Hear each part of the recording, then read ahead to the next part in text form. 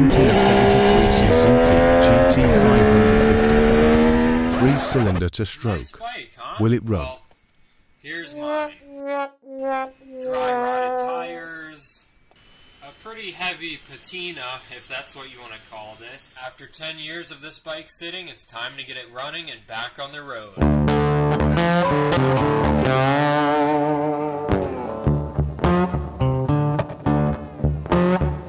This one. Okay. Ignition, let's turn it on and see. Oh, we got some lights.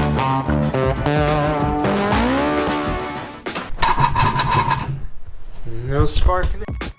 So I cleaned the corroded points. Now it's a spark. Let's just hit the intake with just a little bit of carburetor cleaner. Whoa! It's alive.